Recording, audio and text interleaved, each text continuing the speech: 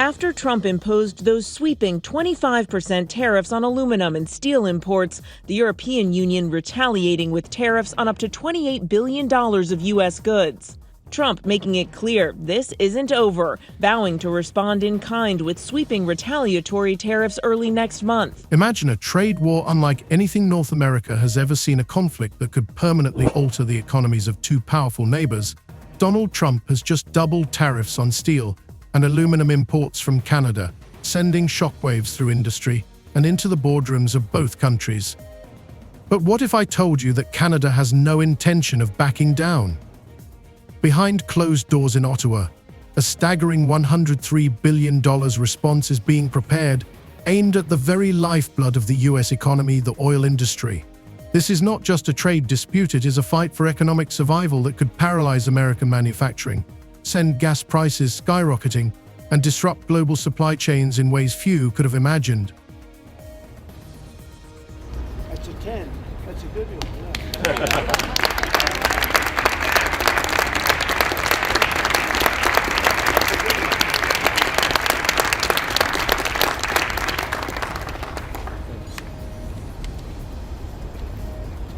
As the world watches, tensions are rising. Canadian workers and engineers, whose livelihoods depend on this situation, are taking to the streets with a level of anger rarely seen in peaceful trade relations. Meanwhile, American oil refineries that rely heavily on Canadian oil, especially heavy oil, which is critical to their operations, find themselves in a zone of unprecedented uncertainty.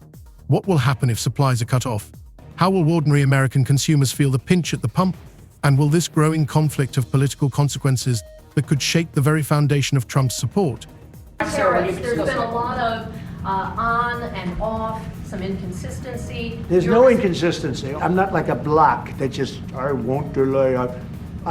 It's called flexibility. It's not called inconsistency. It's called flexibility. In this video, we'll tell you all about the unfolding crisis and reveal the complex web of economic, political, and strategic factors that are leading both countries toward a possible break in trade ties. You'll learn about Canada's bold moves to diversify its oil exports to Asia and its attempts to break free from its dependence on the US market, despite the logistical challenges and high tariffs that are slowing down the process. We will also discuss the hidden pressure on the Trans-Canada pipeline, which is currently operating at only 77% of its capacity and is unable to accommodate all of Canada's oil ambitions. After weeks of whiplash, Trump threatening tariffs, imposing some, and walking back others, many Americans are feeling the uncertainty. In Swisher, Iowa, distillery owner Jeff Quint says it's paralyzing. The bourbon industry is going to be collateral damage in this tariff war. I don't really think there's any way around that. And he's not alone. Tonight, the majority of Americans, 61%, now say they disapprove of how the president is handling tariffs. 56% say they disapprove of his handling of the economy overall. But the president has dismissed those concerns tonight, saying he has the right to change course. And as tariffs could rise even further to 80 or even 100%, the stakes for the US steel and aluminum industries are becoming catastrophic.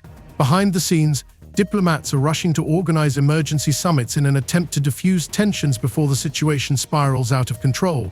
But the damage is already being done. Canadian steel mills are sounding the alarm about a possible collapse, while US companies are preparing for supply disruptions and price increases. Ready? The higher the tariff, the more likely it is that the company will come into the United States and build a factory in the United States so it doesn't have to pay the tariff. That will take many, as you know, that will take many years.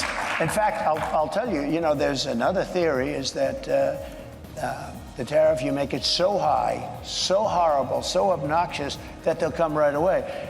When I do the 10%, 10% is really, first of all, 10% when you collect it is hundreds of billions of dollars. The numbers that you're talking, all reducing our deficit. But really, so there's two ways of looking at a tariff. You can do it as a money-making instrument, or you can do it as something to get the companies. Now, if you want the companies to come in. What does this mean for ordinary Americans and Canadians? Is a trade war beginning that could change the future of North American trade? Or will common sense prevail? And after a period of fierce confrontation, will the countries find a new path to cooperation? Stay with us as we examine all the facts, fears, and consequences of this grand confrontation. Because what happens next could change everything, not just for governments and corporations, but for everyone who fills up their car, buys steel products, or worries about their job. The clock is ticking, the stakes are rising, and the economic battlefield is set. Welcome to the story of Canada's $103 billion oil response, Trump's 50% steel tariffs, and a trade war that could shake the world. We begin with the president's trade war escalating tonight. This evening, the retaliation against the United States, Canada, and the European Union responding quickly, just hours after President Trump's 25% tariff on all steel and aluminum coming into the United States. Canada, the largest supplier of steel to the U.S., slapping new tariffs on $20 billion worth of U.S. goods that are sold in Canada. And the 27 countries of the European Union imposing retaliatory tariffs on up to $28 billion worth of U.S. goods sold in Europe. Donald Trump's decision to raise tariffs on steel and aluminum imports from Canada from the existing 25% to a whopping 50% came as a real shock to the global economy and especially to North America. This decision was announced at the end of April 2025 and instantly sparked a storm of outrage and concern among both business leaders and politicians. The US president justified his decision by saying that American industry must be protected from alleged unfair competition from foreign manufacturers, especially Canadian companies, which, according to him, enjoy benefits without proper compensation in the form of taxes and tariffs. This, according to Trump, harms American workers and leads to job losses in strategically important industries. The increase in tariffs on aluminum imports to 50% followed steel and caused additional tension, as aluminum is a key raw material for many industries, including aviation, automotive, and construction. A month before the new tariffs were announced, US analysts began to notice signs of preparations for this move. Lobbying groups were strengthening their positions in Congress, negotiations with allies on tariff policy were intensifying, and reports appeared in the press that the US government intended to seriously change the rules of the game in trade with Canada. These processes were carefully hidden from the general public, which drew criticism for the lack of transparency and warning to businesses. Canada's response to this unexpected and sharp tariff increase was swift. With Elon Musk's views on weighing into very much national politics, national elections in Europe. And then on top of that, when you see the backdrop of Tesla upgrading its product line and the impact of them trying to chase more sales at the back end of last year, that means it's short on inventory. It can't necessarily sell as many vehicles or doesn't have as many in stock to sell. So there is that issue there of a confluence of impacts, which means that sales have been falling.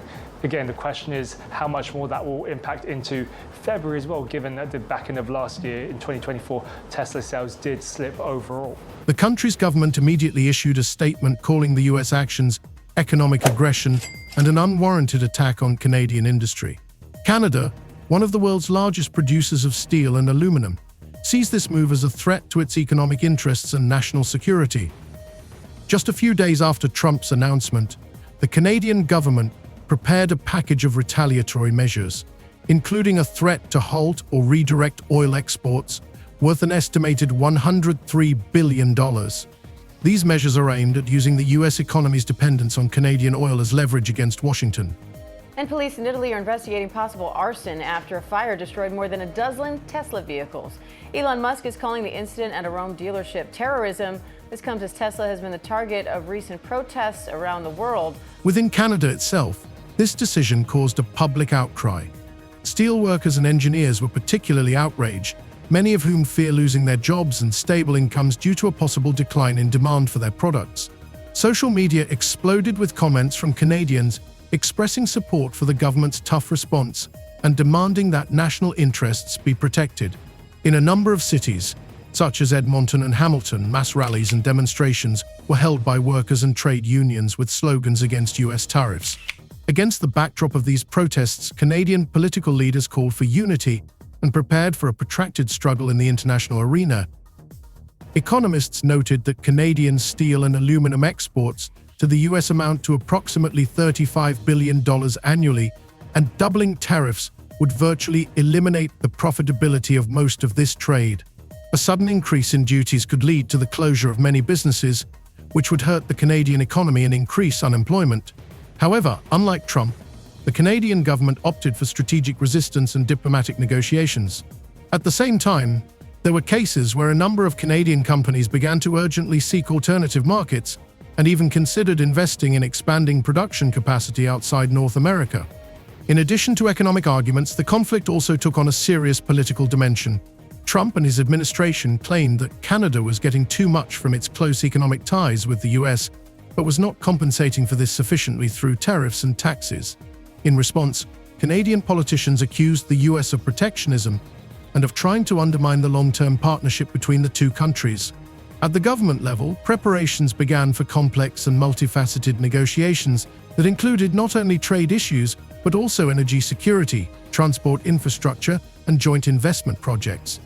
I think you're going to remember today, it's going to be a free nation that we're dealing with. We're going to have a very free and beautiful nation. It's going to be Liberation Day in America, and it's going to be a day that hopefully you're going to look back in years to come and you're going to say, you know, he was right. This has turned out to be one of the most important days in the history of our country. Within the US, the reaction to Trump's decision was mixed.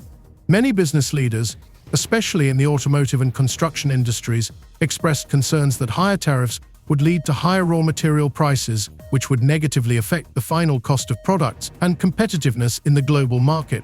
At the same time, some groups of congressmen and steelworkers strongly supported the policy, as it was positioned as a way to protect national interests and create new jobs. However, experts warned that the consequences could be much deeper and more destructive than they appear at first glance, especially if the conflict escalates into a full-blown trade war. Canadian leaders, recognizing the scale of the threats, began to actively seek ways to minimize damage and mitigate the consequences.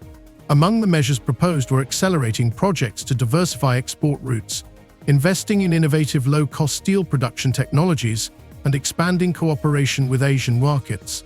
However, these plans faced serious obstacles, ranging from geographical and infrastructural challenges to political barriers and tariff restrictions. Meanwhile, pressure on Canadian industry and the working class continued to grow, creating a palpable backdrop of instability and uncertainty.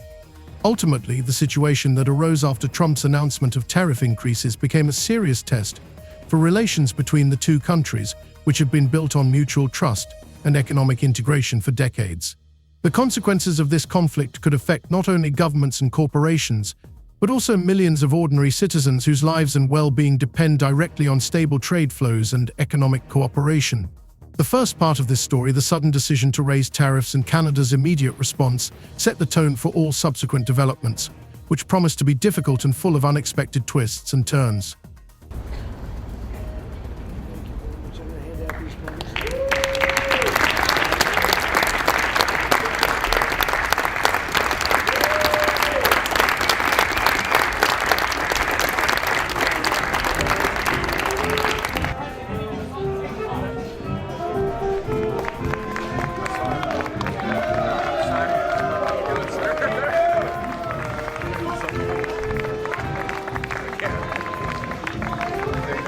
The increase in tariffs on steel and aluminum imports from Canada immediately dealt a serious blow to trade relations between the two countries.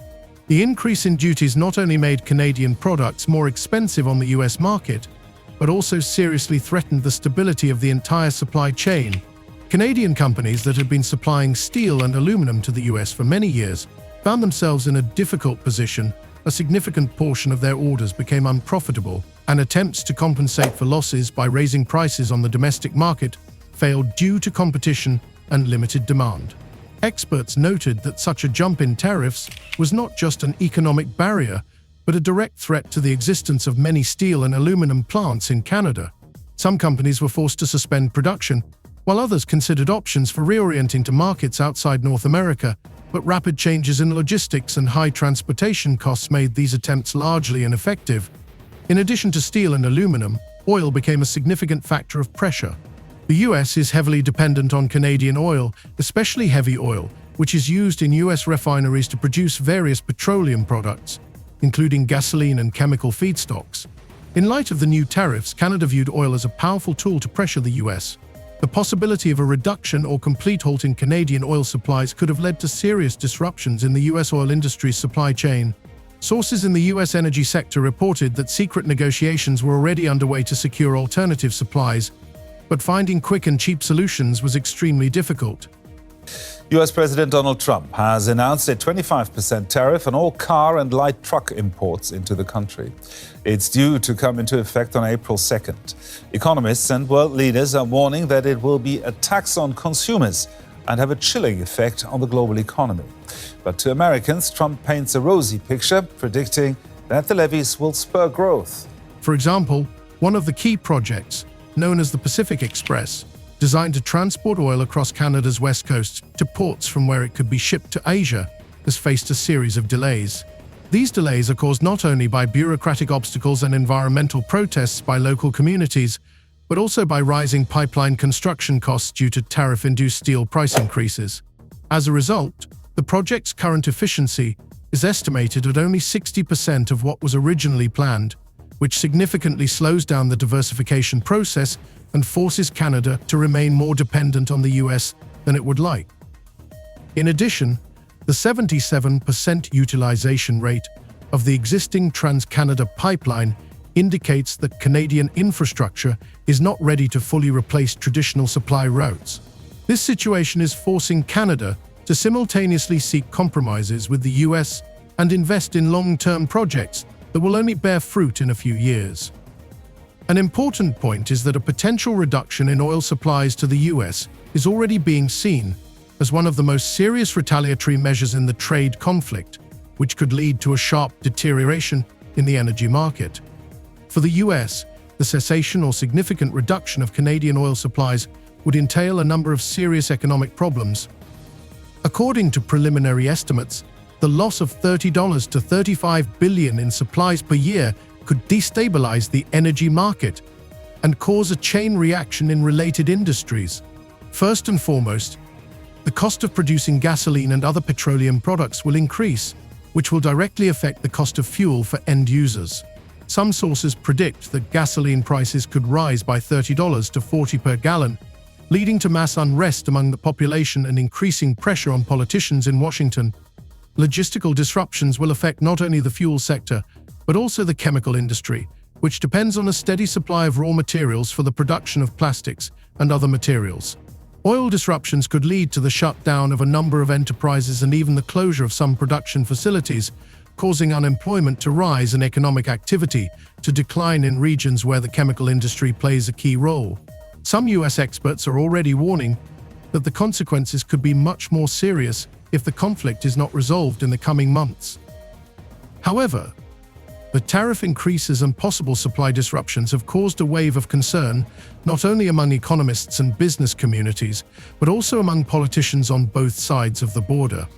Internal pressure on the Trump administration is mounting as a number of influential figures in Congress begin to openly criticize the current tariff policy. They point out that excessive toughness could result in serious losses for the US economy, especially given the high degree of interdependence with Canada in the energy and metals sectors. At the same time, there is still support among conservative voters for a tough stance toward Canada as a way to protect national interests. The Canadian side, in turn, has stepped up diplomatic efforts to reduce tensions. A series of summits and high-level talks are expected to take place with the aim of finding compromise solutions and avoiding a large-scale trade war. At the same time, Canadian politicians insist that they do not intend to make significant concessions without guarantees to protect their producers and workers. An important part of the negotiation process is the discussion not only of tariffs, but also of mechanisms to support industries affected by economic sanctions, as well as ways to diversify the economy. Meanwhile, Canada's metallurgical industry remains under serious pressure. Many plants, which account for a third of global aluminum production and a significant portion of steel, are reporting serious losses and the risk of closure. Workers are staging mass protests and demanding strong support from the government and retaliatory measures against US tariffs. Some analysts even predict that if the situation continues to deteriorate, the industry could face a full-scale crisis that would affect not only the economy, but also social stability in regions where these industries play a key role. Ultimately, the future of trade relations between Canada and the US remains uncertain. Despite the efforts of diplomats and economists, disagreements over tariffs and energy remain. Both countries understand that further escalation of the conflict could lead to serious losses and have long-term consequences for the North American economic space. The coming months will determine whether a compromise can be reached that will allow mutually beneficial cooperation to continue, or whether tensions will escalate into a protracted trade conflict with global consequences for the economy and political relations in the region.